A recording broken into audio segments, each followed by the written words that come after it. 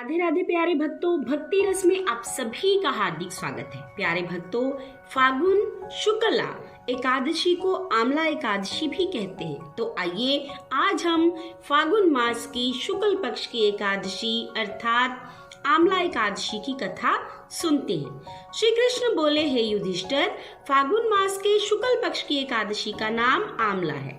एक समय वशिष्ठ मुनि से मानधाता राजा ने पूछा, समस्त पापों का नाश करने वाला ऐसा कौन सा व्रत है? वशिष्ठ जी बोले, पौराणिक इतिहास कहता हूँ, सुनो। वैश्या नाम की नगरी में चंद्रवंशी चैत्ररथ नामक राजा राज्य करता था। वह बड़ा धर्मात्मा तथा प्रजा भी उसकी वैष्णव थी। बालक से लेकर वृद्ध तक एकादशी का व्रत किया करते थे। एक बार फागुन मास के शुक्ल पक्ष की एकादशी आई और नगर निवासियों ने व्रत किया। एक बहेलिया जो जीव हिंसा से उदर पालन करता था, मंदिर में एक कोने में जाकर बैठ गया। आज वह शिकारी घर से रूठ चुका था। दिन भर खाया पिया भी कुछ नहीं था। रात्रि को दिल बहलाने के लिए मंदिर के एक कोने में जा छिपकर बैठ गया। वहाँ विष्णु भगवान की कथा तथा एकादशी व्रत का महात्म उसने भी सुना। रात्रि व्यतीत हो गई और सुबह उठकर वह अपने घर चला गया। भोजन पाया तो उसकी मृत्यु हो गई। आमला एकादशी के व्रत के प्रभाव से उसका जन्म राजा विदुरथ के घर हुआ और उसका नाम वसुरथ रखा गया। राजा वसुरथ सत्य, व्रत, दान, भक्ति आदि शुभ गुण रखता था। प्रजा भी उसकी बड़ी धर्मात्मा थी।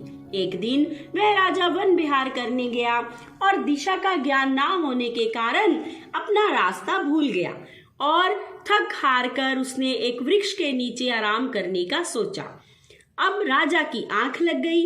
आज राजा ने आमला एकादशी का व्रत रखा हुआ था। सोते समय भगवान का ध्यान लगाकर सोते थे।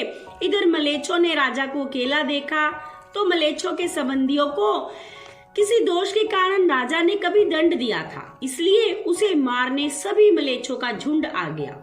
उन मलेच्छों ने राजा पर अत्यंत अस्त्र शस्त्र का प्रहार किया, परंतु वह सब अस्त्र शस्त्र राजा के शरीर को छूते ही नष्ट हो जाते और राजा को इसका भान भी नहीं हुआ। जब राजा उठा तो उसने देखा कि उसके इर्द गिर्द मलेच्छों का झुंड इधर उधर विहल और मरा पड़ा है। तो राजा ने सोचा कि मेरी रक्षा किसने की? तब एक आकाशवाणी हुई। राजा के शरीर से एक सुंदर कन्या प्रकट हुई थी जो एकादशी के प्रभाव से उत्पन्न हुई।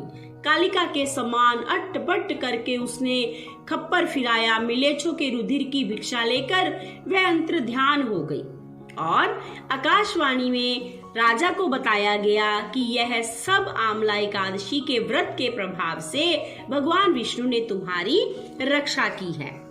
महर्षि वशिष्ठ बोले, हे राजन, यह आमल की एकादशी के व्रत का प्रभाव था। जो मनुष्य आमल की एकादशी का व्रत करते हैं वे प्रत्येक कार्य में सफल होते हैं और अंत में भगवान विष्णु के लोक को जाते हैं।